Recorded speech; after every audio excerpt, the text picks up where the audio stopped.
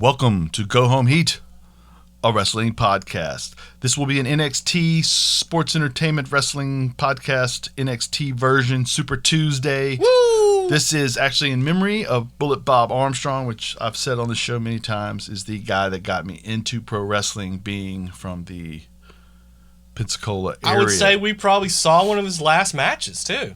Yes, like not that long ago, he wrestled at the fairgrounds down here at an indie show. It was really cool. Because he was 80. Yes. He got out there doing the legs, doing the...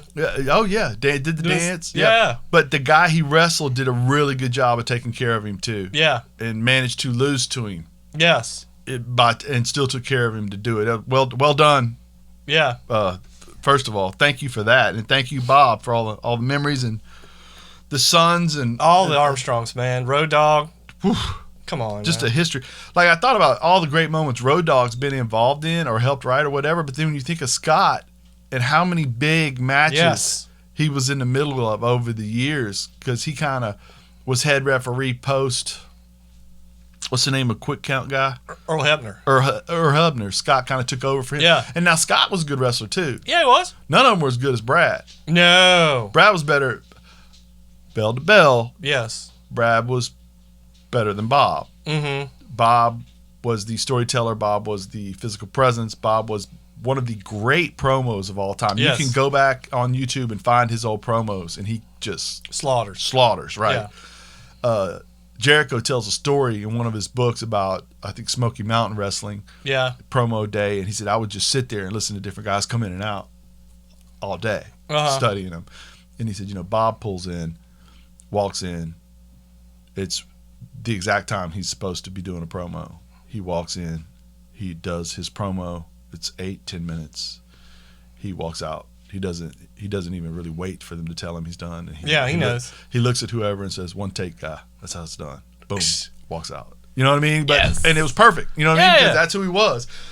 And Brad was a good promo, but not that level good. But Brad was in a time where what he was fantastic. If Brad Armstrong wrestled today, he's exactly what pro wrestling is today. Mm-hmm. Yeah. He was Brian Pillman before Pillman got hurt. Yeah. Brad, I'm trying to think of other guys. They were right before Eddie. I was about to say Eddie Guerrero in that. It was almost like they were the toe in the water to let a Bischoff and guys like that know, hey, this can get over, but it can get over in a big way. Yes. You don't have to just use it in tag wrestling. You know what I mean? Yeah, gimmick spots and stuff. Right.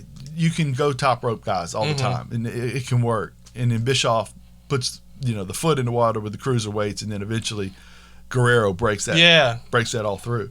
Okay, Legado del Fantasma versus Breezango and Swerve Scott. It's all of them against all of them. We have the Ding Dong Slingshot spot in that match, which I had never seen. No, that was new one on me. I've never seen that before. It was hilarious. Yeah,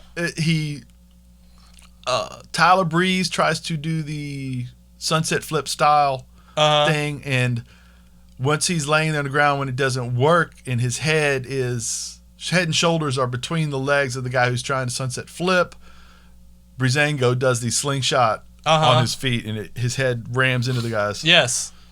Perfectly done. I thought this was great. This was a great match. Mm-hmm. There was crazy spots in it. The Imperium came out and attacked the new champs halfway through, and Swerve Scott and Prince Pretty's in the ring. I think it was Prince Pretty's in the ring, and Fandango and Swerve are on a forklift.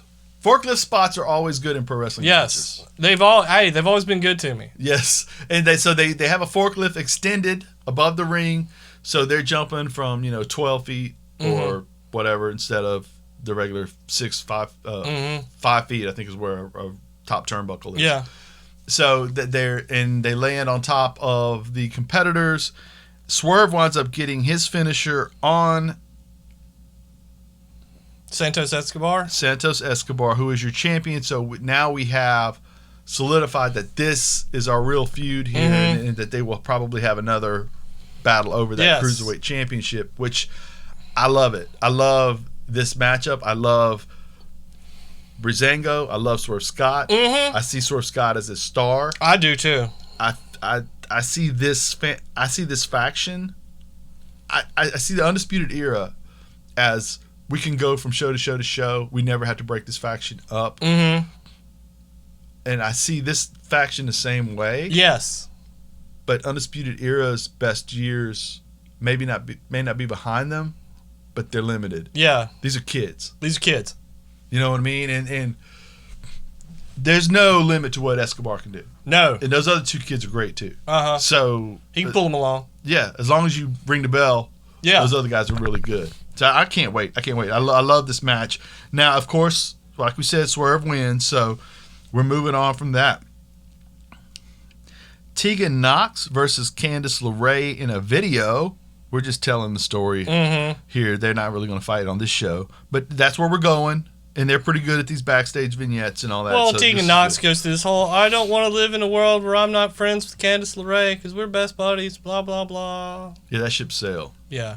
Candice will help her figure that out, though, pretty soon. Pretty soon. Because I think, okay, so Candice and versus Kat, how do you say that? Catanzaro. And this was really good. Candice Catanzaro, yeah. She's tiny, but she's got so athletic she can make a lot of stuff work. Well, and she's not she's not wrestling Rhea Ripley, so it can work a little bit better. With Candice LeRae than something like that. But she can go, and so they get a good little match out of here. But Candice winds up smoking her on the finish, and Candice discovers the power of friendship. Yes, by watching the way the other two cared about each other. As she watched her friend get bludgeoned. And so she's willing to have dinner with her friend. Yeah, at her house. Right. That's going to go creepy. Yeah, I can see Johnny, like, helping her beat up the girl. Yeah.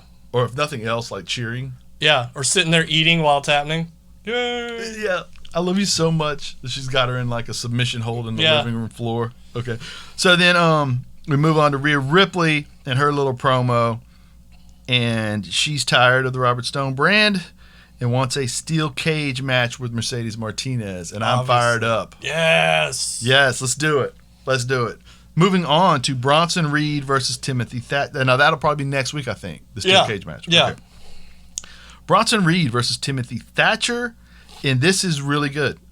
Bronson has a new entrance where he is Kong, which fits him it does. Extremely well. Thatcher doesn't even need an entrance because he's not like that. I'm here to do business. Now, Bronson looks great. He overwhelms Thatcher early until Austin Theory, who had interaction with Bronson backstage last week, comes out, plants Bronson's head in the ground, rolls him into the ring for Thatcher, who gets him in the armbar, and we get the tap. Yeah.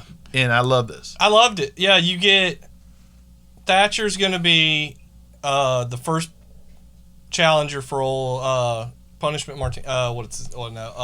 Damian Priest. Correct. Yeah, and this is how you get him there. You don't make Bronson look bad. Bronson goes into a program with Austin Theory, who's a great wrestler. Do we ever find out what he got low-key suspended for, or whatever happened? No, I don't know for sure what it was, and I was a little surprised that he didn't stay with. Yeah, that was weird, and they just disappeared him. Well, they let AOP go too. Are they gone? Or they gave them they came to a contractual agreement with them to leave the company yesterday.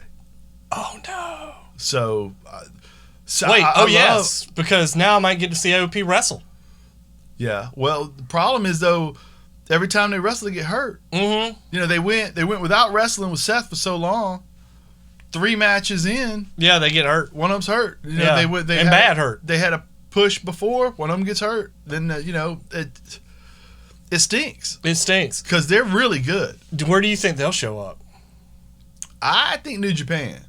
Oh man, that would be great. They're perfect for New Japan. I do. I feel like at some point, if you're AEW, you got to quit signing people. Well, you've got too many tag teams over there as it is. Right, and if you go to Impact, again, how much money does Impact really have? Yeah, and it's a dog and... I'm not being rude. It's a dog and pony show over there, and a lot of the stuff that goes on. AOP, I like their characters better in New Japan. I think you can really have those two dudes be a force. Hell, they could be Bullet Club. If they walk into New Japan, they immediately the crowd will eat them up. Oh, God, yes. The big monster. Whereas if they go to, one way that, like, the Good Brothers make a ton of money right now. Mm-hmm. They even said online the other day when this thing went down with AJ. Well, I don't know if you know this is not pro wrestling, but why not? Vince told them Thursday that he owns their likeness, he owns their real names, as well as their other names, and that they will not be doing Twitches, TikToks anymore. Wow. And, one of the Good Brothers put out there, hey Alan, look, there's plenty of money out here. You ain't got to be there. The reason why there's plenty of money out there for the Good Brothers is because they can do these other things other than wrestling, and like they were able to do their own little pay-per-view thing, that kind of thing. AOP don't do that. AOP's not going to be on Twitch telling jokes while they're playing video games. No. So go to New Japan. Yeah. And be a force. Pummel people. Vince McMahon, that's so petty, dude. How do you make yourself look? Dude, it really looks bad. Now, obviously, many, many big companies have people sign contracts that say your likeness is a reflection on my brand. Mm-hmm. And I can control that to some degree. Yeah.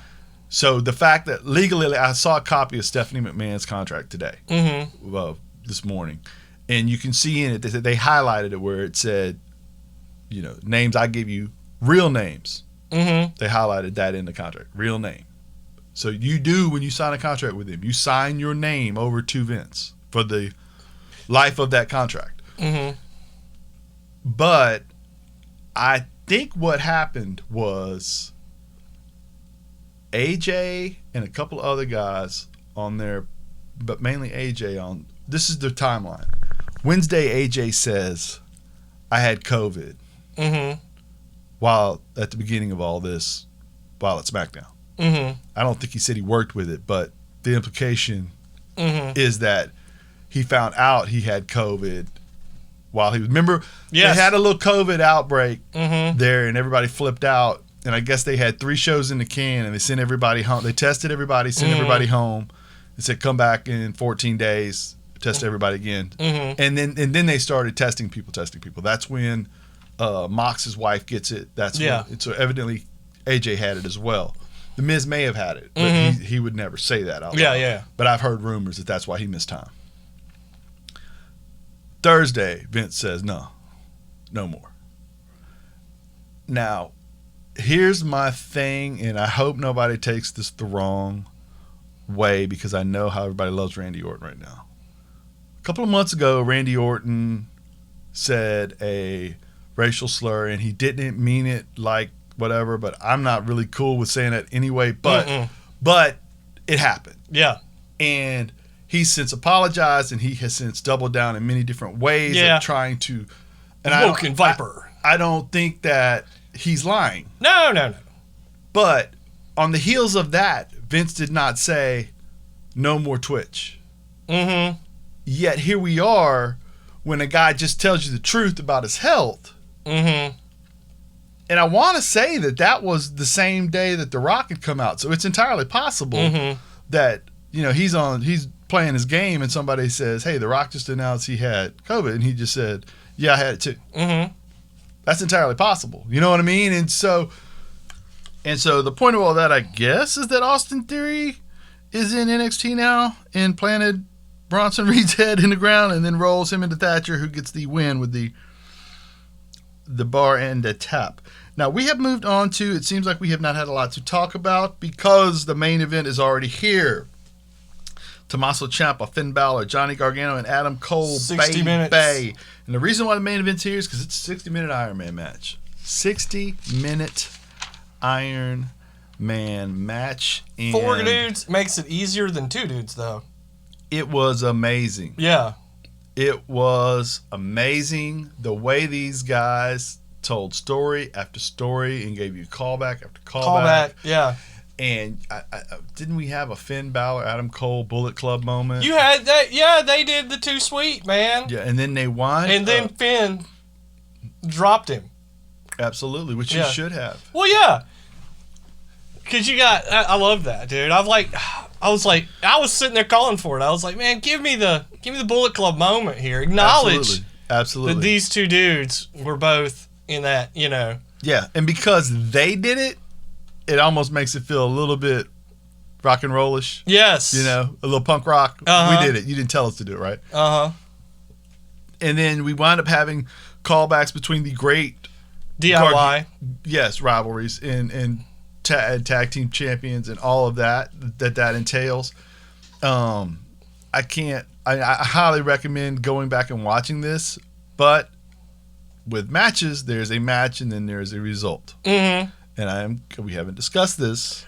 Do you not like it? Let's tell them what happened, and then you tell them what you think, and I'll tell them what I think. We end up going the route which I think was very predictable, which is all 4 dudes end up getting one pin over the course of 58 minutes. 58 minutes.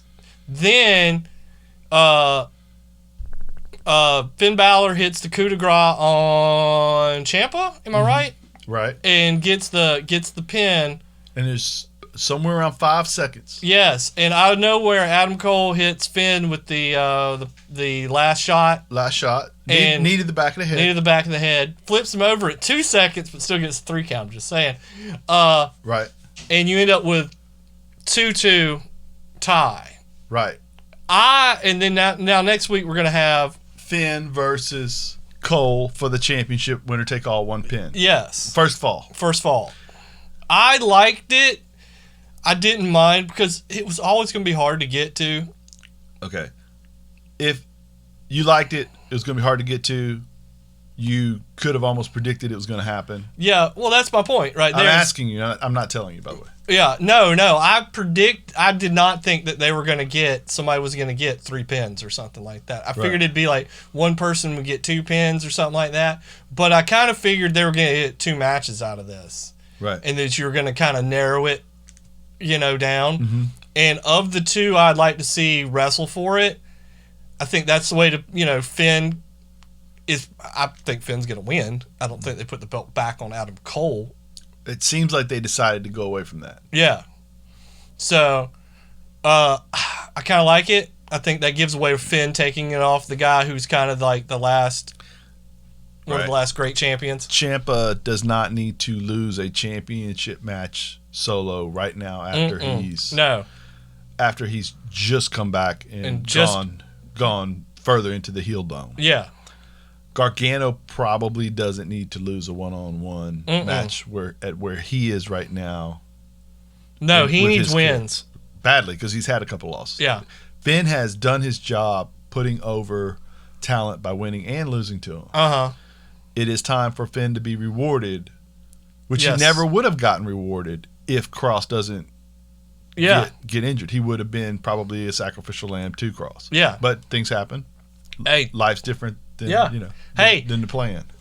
If anybody deserves to take advantage of this moment, it's Finn Balor, who lost the Universal Championship in the same way, just about. Right. When he really, really did what he did to Seth there. Yeah. He made Seth look like a heel. Purposely injured himself to make Seth look like an evil jerk for buckle bombing him onto the on the outside, I still say he shouldn't have turned his hips like that. Yeah, it's totally his fault. fault. Seth shouldn't have tried to projectile it from 10 yards away from it either, dude. But, whatever. I honestly think, like, the first time I saw it, I thought, Seth, when he threw him at the barricade, I'm like, Finn's been doing this long enough. He knows not to turn left to right when he's going to hit a barricade. He knows he's got to hit that thing flat. So when he turned and hit shoulder first, because he was flying. Well, but I think you were the one who pointed out he let him go from too far away. Yeah. So he expected to hit the wall and it wasn't there. And so now things are weird, and that's when he turns to see, well, where is it? Where is it? How and far that's off? when he hits it. Yeah, it's right. Yeah, it's just an instinctive move you would make. Right. But okay, here's my problem with it. You sold the whole time that we were going to get a winner. That's what the whole point of this was. We were getting a champion tonight. You had an hour. 4 guys in the match. It could be very predictable that there would be a tie. Mm-hmm. So maybe you should have started it at our time, 7:58, 7:50, so that you could have gone extra if you needed it, right? But that's not what you wanted because you wanted 2 shows. So if you wanted 2 shows, you actually did everything perfectly. If you'll let me fantasy book real quickly. Everything was done perfectly, and you even pointed it out. There were 2 seconds. Mm-hmm. He counts it 1, 2, 3. William Regal comes out and says, sure, the ref is allowed to count. Mm-hmm. But we all know that in less than 2 seconds, he counted 2, 3. Mm-hmm. Finn Balor is your champion. But Adam Cole, next week you get a rematch. You do the same exact thing, except William Regal. You give me a winner. William Regal says, or you could have him go 1, 2. Ding, ding, ding. Right there. Right. And then William comes out, hands it to him, and says, but. So then you get the elation of Finn winning, but then oh my God, Adam Cole's going to get the opportunity to win this back next week, and all of this is for nothing. Yeah. You know what I mean? I just would have gone that route. Yes. And that maybe the only reason why I go that route is because I hate non-finishes. I got you. And because I hate what the internet did as soon as that was over, because that turns into people who didn't even watch the match, or Twitter world, going, you guys really wasted an hour of your lives and didn't get a champ, which is silly. But why not give us that? Why not give us that elation moment with Finn, and we could get 2 Finn elation moments in 2 weeks. I do think they overuse that finish style of some sort of a tie, some sort of we got to go to a third, we got to go to a second. Right. I didn't mind it in this particular case if you separated it from all the other times they did it, but if you keep it in context of if this was new, if I watched this 15 times 100%. this week, 100%, yeah, because I loved it. I mean, I loved the match. It was just I would have had him go 1, 2, yeah, dun, ding, ding, you know, and yes, you won, but Adam Cole deserves. Yeah. He was a 10th of a second away. He deserves that 5. But hey, great episode. Yes. Fantastic match. You know what, too, dude? When they started this match, I thought this is a match of the year candidate. And I feel almost like if they do the finish like we said, it would be. Yeah, it is a match of the year candidate. Yeah. Whereas with the finish the way it is, it almost eliminates it from that kind of discussion. Because it's a push-off match. It's a tie. Yeah, it's push-off to the next. It's a setup for next week. Yeah. Which could be a match of your candidate. Yes. Absolutely. I mean, those guys Finn Balor, Adam Cole, Bullet Club versus Bullet Club. I mean, let's do it. Yes. The only AJ should come back down too, and then you'd have 3 guys who are leaders of Bullet Club. Or just have AJ sit ringside for no reason. He's in town. Yeah. It would give it that moment feel. Yeah. You know what I mean? I'm all with it. Okay, so great day. I enjoyed it. Great week of pro wrestling for the sports entertainment versions. Yes. If you listen to this one because it's short, there's a longer version that includes Raw and SmackDown that we do also, and feel free to listen to that. I feel like we really dug into some cool stuff over there too. For Justin, for me, KP, this is a Go Home Heat production, copyright 2020, Go Home. Yes.